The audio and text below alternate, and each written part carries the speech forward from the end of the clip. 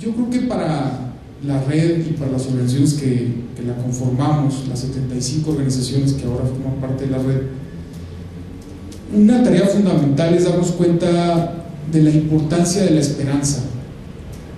Si no tenemos esta esperanza y esta utopía, pues creo que nuestro trabajo pues entrará en una mayor crisis.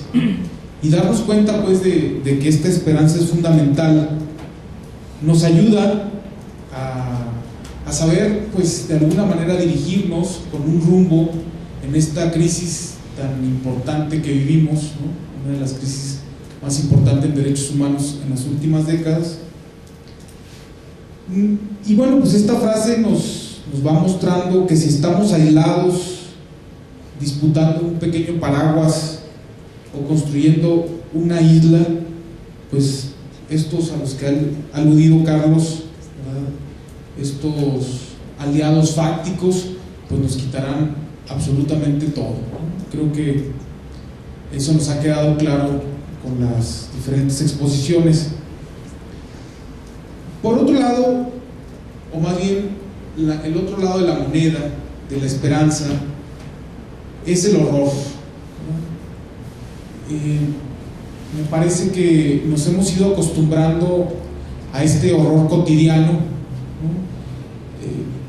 Pues hace algunos años no nos imaginábamos de pronto a que se dijera que se han destapado 24 fosas con personas asesinadas, ¿verdad? Bueno, pues antes ni siquiera nos hubiéramos escandalizado, antes nos hubiéramos escandalizado por unas pocas decenas de personas desaparecidas, ¿no? Y así sucesivamente. Creo que nos hemos encontrado con un momento de terror, ¿no? Como lo es, por ejemplo, la experiencia de Ostula, ¿no? 32 personas asesinadas en Ostula, en la costa de Michoacán, por defender su tierra, ¿no? El último, un niño de 12 años, Edilberto, asesinado por un convoy militar.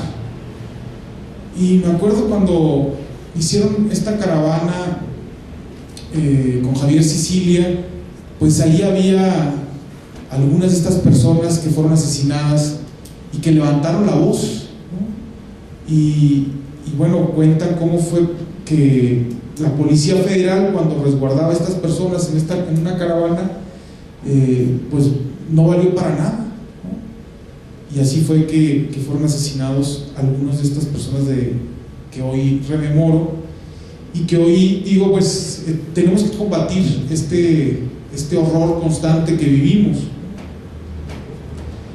Decía un maestro de la universidad que la esperanza es prestada, la recibimos de otro y es para compartirla. Es decir, que de alguna manera los que tenemos esta misión de trabajar por los derechos humanos y de trabajar por cualquier aspecto contrario a la vida, pues de alguna manera estamos agradecidos porque nos llega esta esperanza de algún modo, y que bueno, pues como tal somos deudores de esa esperanza. Y en este sentido quisiera pues rememorar que son muchas de estas comunidades que han defendido su propio patrimonio, su vida, su dignidad, pues las que nos han enseñado también a defendernos, ¿no? Las víctimas ahora, de las víctimas no se hablaba hace algunos años, pues ahora son quienes han aprendido el idioma del derecho y lo han sabido exigir, ¿no? Han sabido exigirle al presidente Peña Nieto como poco antes lo habían hecho otros colectivos. Y bueno, pues tendría que decir que también son las organizaciones las que constantemente con su trabajo pues van mostrando que este otro México es posible, ¿no? Entonces me parece pues que esta esperanza es compartida por muchos colectivos, ¿no? Y que en este sentido en la red estamos siempre muy agradecidos porque van formándose nuevas redes, nuevos colectivos, como el que ya señalaba Carlos, que de pronto son muy específicos y atienden una problemática muy especial, ¿no? Y bueno, pues vemos constantemente también que hay muchas resistencias pues que no han dejado de implementar los proyectos o los megaproyectos como lo hubieran querido hacer, ¿no? Pues como decimos, desde las reformas estructurales, pero también desde la ley de minas, ¿verdad? Desde el cambio de la propiedad social que se dio en el 94. A pesar de estas situaciones, ha habido una gran resistencia y bueno, pues nos anima constantemente esta resistencia, ¿no? Decía un periódico en estos días: ni un litro de agua del río Cuautla para termoeléctricas, advierten líderes de 27 ejidos de Morelos. Y en ese sentido, pues es constante cómo las comunidades se van uniendo a las organizaciones para establecer diques, ¿verdad?, a este monopolio del poder. Y bueno, aquí está la hermana Lupita, que es directora del Fray Julián, y en ese sentido ellas en Tlaxcala han hecho un trabajo también muy interesante, pues porque hay una amenaza de un gasoducto, ¿verdad?, para esta termoeléctrica que ya señalaba, que va a pasar por Morelos, Puebla y Tlaxcala, que han hecho un trabajo muy interesante con las comunidades, y en ese sentido las mismas comunidades pues van sabiendo de sus propios derechos, no solamente luchan por sus bienes, sino también ya luchan por sus derechos. Y bueno, pues así como Ayotzinapa nos mostró el horror, el contubernio del crimen organizado con el crimen organizado del Estado, nos mostró también la fuerza que tiene el crimen organizado y cómo opera, cuáles son sus estrategias. Nos ha mostrado también el cinismo con el que han contestado las autoridades estatales, ¿no? Del mismo modo, creo que también nos ha enseñado otra parte, y es la capacidad de movilización que han tenido pues muchos sectores, reivindicando sus causas y reivindicando la exigencia del acceso a la justicia y a la verdad, ¿no? Creo que los peritos y el grupo independiente de expertos, creo que nos enseñó también otra manera de buscar la justicia y otra manera en que este país puede acceder a los diferentes casos, ¿no? De tal manera que hace unos pocos meses no nos imaginábamos que México pudiera tener a lo mejor como un sistema de justicia como el de Guatemala, que hizo posible que Ríos Montt y el presidente actual, el expresidente más bien, esté ahora en la cárcel, ¿no? Y ahora nos vamos imaginando esas posibilidades.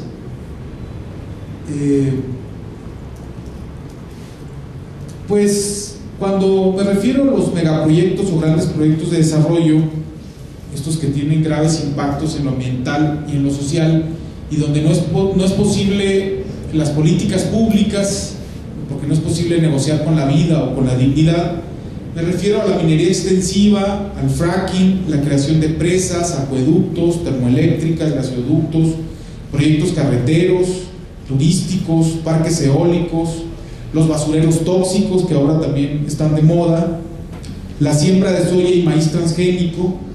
A eso me refiero, ¿no? También me refiero a la Supervía Poniente, que es un caso que llevó el Vitoria recientemente, y que si bien se construyó, mantenemos la esperanza de que un día los tribunales internacionales le den la razón al Vitoria y se tenga que derruir y se tenga que reparar el daño, ¿no?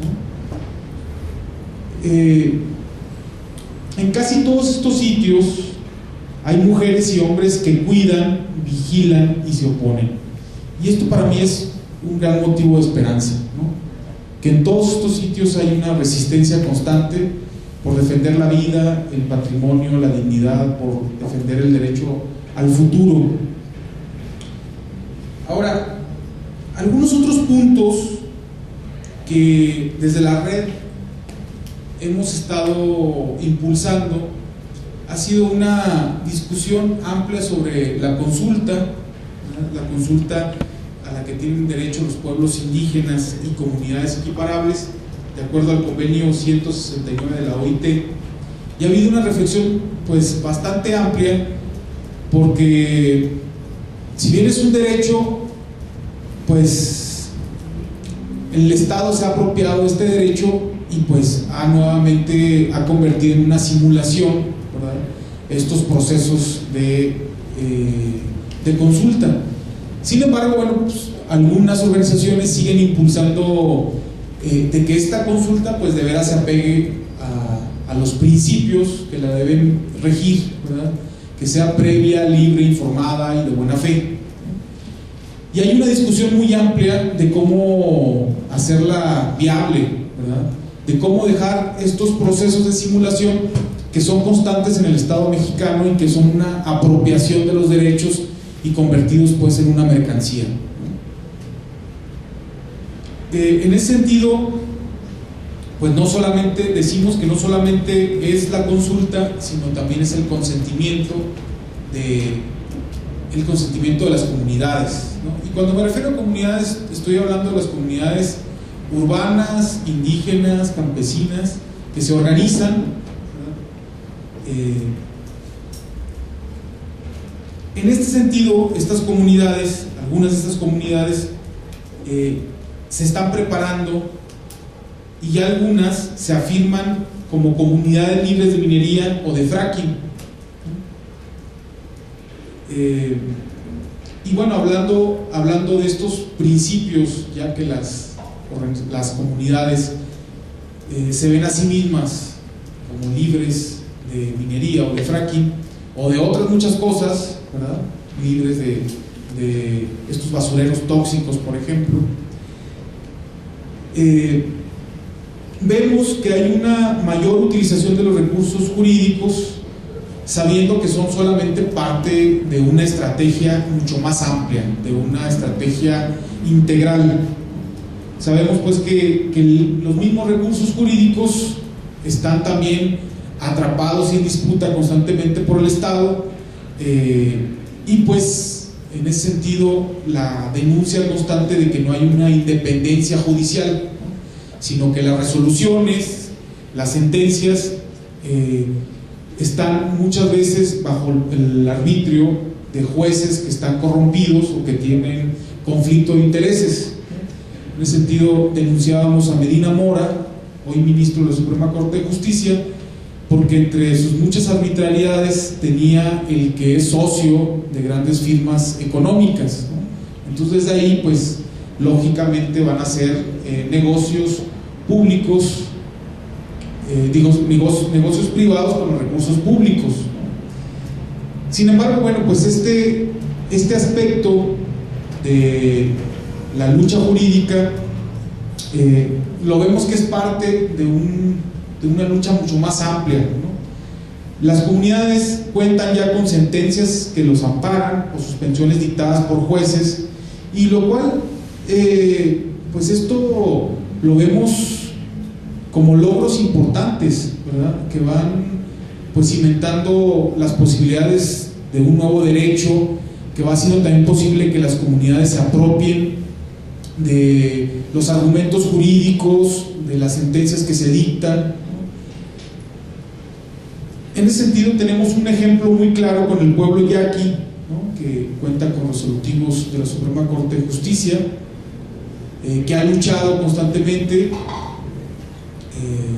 Es un pueblo además que siempre mantiene en su memoria cómo fue forzado a migrar, ¿verdad?, hasta Yucatán, desde Sonora hasta Yucatán, y cómo se fue reconstituyendo como pueblo, y que ahora están en esa lucha, ¿no? Estuvieron en la cárcel casi por un año Mario Luna y Fernando Jiménez, dos voceros de la tribu yaqui, ¿no? Acaban de salir en el mes de septiembre, y lo interesante de este pueblo es cómo sigue luchando, ¿no? Han sido los promotores de unas caravanas nacionales por el agua y el territorio. Entonces, pues muy interesante cómo han también movilizado a buena parte de la población. Creo que es un buen ejemplo de estas luchas, ¿no? Reflexionando sobre dónde está la esperanza, dónde está la vida que corre en las venas de nuestra sociedad, me parece que está en un vínculo profundo que tienen las comunidades con la tierra, ¿no? Un vínculo espiritual, donde hace ver que no son una simple mercancía como pretenden hacerlo ver, pues, los empresarios, ¿no? Que la tierra es una mercancía, o cualquier bien es una mercancía, o los genes, ¿no? Son una mercancía. Por eso los transgénicos de soya o de maíz que pretenden imponerlos, ¿no? Sino que es un vínculo muy profundo donde se cimentan sus relaciones, sus valores, su cultura.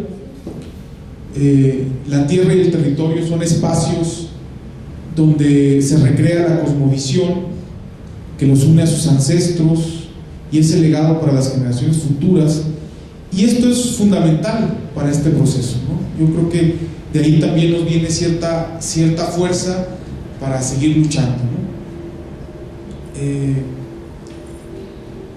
Por otro lado, como organizaciones, creo que un elemento de mucha esperanza es la constante denuncia que hay ante las consecuencias o efectos de todos estos procesos carentes de perspectiva de sustentabilidad.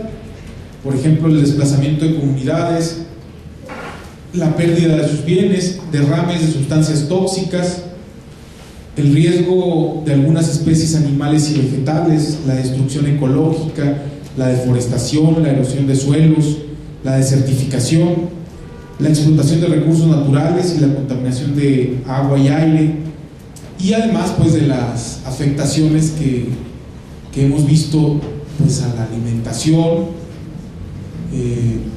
afectaciones a la salud, como decía Carlos, ¿no? Por el Tratado Transpacífico, o a la vida misma, al patrimonio de las comunidades. Y en ese sentido, hacer estas denuncias, pues, son parte de un proceso muy interesante de compartir con las comunidades, pues, cuáles son los efectos, qué está pasando, y eso lleva también a algunas organizaciones a investigar, ¿verdad?, qué ha pasado en torno a estas situaciones. Creo que un elemento de esperanza que veo actualmente en la red, pues, es la discusión y investigación que estamos actualmente sobre las actas, reglamentos y estatutos de las propias comunidades, que puede ser que las ayuden a una mejor defensa, ¿no?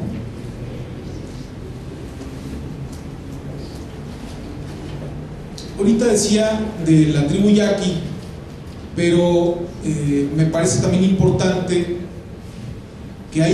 ver que hay ciertas estrategias de organización que han dado resultados, ¿no? Una de ellas ha sido la identificación de las empresas y de su modo de trabajar y de relacionarse con las propias comunidades para ser denunciadas, ¿no? Uno de estos ejemplos fue en San Dionisio del Mar, donde se iba a establecer, pues, el mayor parque eólico de toda América Latina, con 132 aerogeneradores, y a través de un proceso, pues, muy interesante de los líderes, de las organizaciones sociales, de las comunidades, fue posible que se diera un retroceso de la iniciativa de Mareñas Renovables a instalar el parque ahí, ¿no? Creo que otro ejemplo, pues, muy interesante es la organización del pueblo de Cherán, ¿no? De cómo se fue constituyendo con su propio modo de establecer, de organizarse como municipio, como unidad autónoma, y otros muchos éxitos en esta lucha que de alguna manera nos ilustran, ¿verdad?, que es posible defender la vida, la dignidad, el patrimonio. Recientemente en Krill, Chihuahua, pues ha habido una suspensión para que se realice el aeropuerto, ¿no? Y constantemente hemos encontrado este tipo de éxitos que muchas veces pues son temporales, ¿verdad? Porque tampoco el capital se queda cruzado de brazos, sino también el capital y quienes lo poseen están constantemente creando nuevas estrategias, ¿no? Otros elementos importantes, elementos jurídicos importantes, es compartir los amparos. La red presentó 5 amparos ante la reforma energética en septiembre del año pasado, ¿no? Y creo que a las mismas comunidades pues ha sido interesante cómo las ha protegido, y que de alguna manera también es un precedente, ¿no? Para nosotros es importante frenar la injerencia de las instituciones estatales en la organización interna comunitaria. Le hace la Procuraduría Agraria y todos los programas que se desarrollan dentro de las comunidades.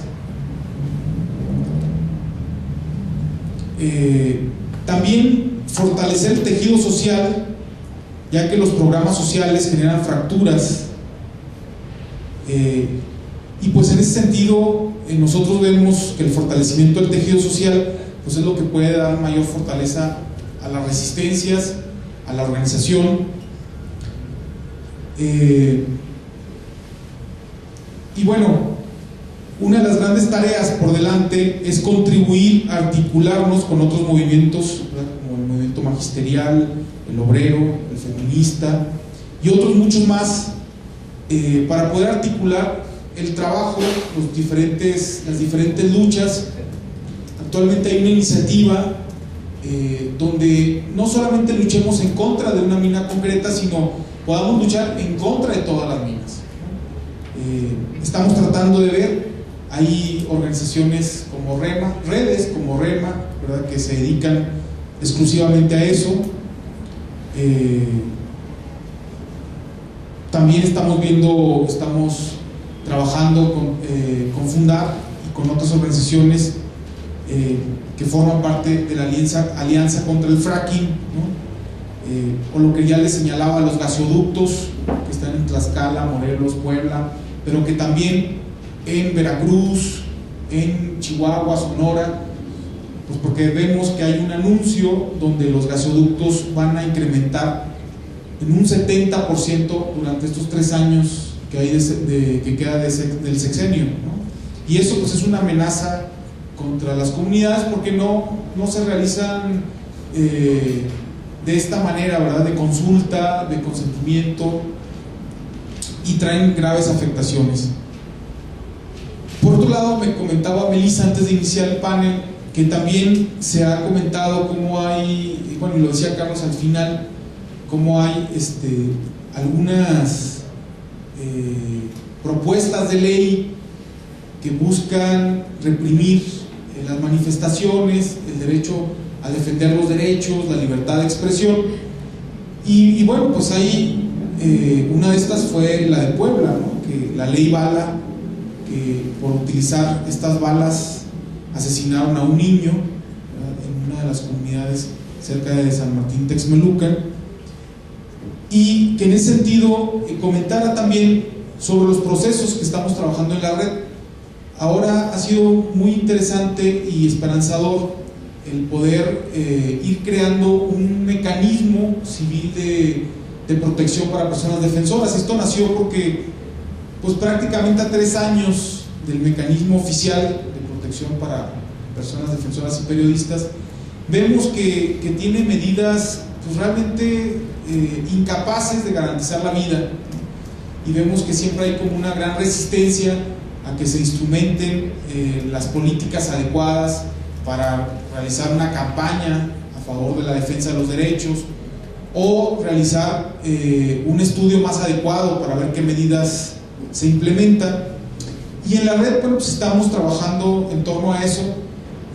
Vemos que los componentes que conforman a este mecanismo civil, pues tendría que ser una organización mucho más profunda, mucho mayor, ¿verdad?, para poder adelantarnos ante los acontecimientos. La red está conformada por 5 regiones. Entonces, hay esa disposición de cada vez una mayor articulación para responder en los momentos de emergencia, para capacitar cada vez más a las organizaciones que se unen a nosotros o las organizaciones que todavía se encuentran carentes de protocolos, de medidas, etcétera, ¿no? Y bueno, además de esto, también hacer promoción de una agenda que elaboramos las 75 organizaciones, y hace pues hace un mes la presentamos en esta agenda política que dijimos: ante la indignación, la construcción colectiva.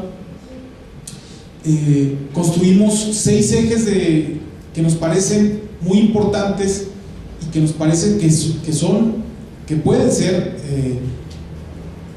el trabajo conjunto a partir de estos ejes, pues que nos puedan ayudar a salir de esta crisis de derechos humanos. Las invito a que puedan ver el texto. Está en www.redtdt.org.mx. Ahí están, creo que es un excelente análisis de parte de las 75 organizaciones que queremos compartir con ustedes, pero también a partir de este análisis, que bueno, se va a presentar aquí el próximo viernes. Están invitados. El viernes a las 10:30 de la mañana tendremos un foro con expertos de cada uno de los 6 campos de lucha, que nos expondrán en qué consisten los aportes y también pues dónde estarían los retos para cada uno de los 6 campos de lucha, ¿no? Los 6 campos de lucha que nosotros hemos identificado es el de tierra y territorio, violencia e inseguridad, mujeres y LGBTI, el derecho a defender y contra la represión, contra la criminalización de la protesta social, DESCA y políticas públicas, y movilidad humana, ¿no? Son como los 6 ejes que aglutinan diferentes problemáticas, diferentes temas, pero que están planteados pues como con actores comunes que confluyen en contra pues de las personas que buscan estos derechos. Y bueno, pues están invitadas a venir aquí mismo a las 10:30 el próximo viernes. Y bueno, terminaría diciendo que la esperanza no basta, pero que esta es la que nos empuja a organizarnos, ¿no? Y eso es lo que tenemos como opción ante este modelo económico que, si sigue así, pues traerá más muerte y despojo. Gracias.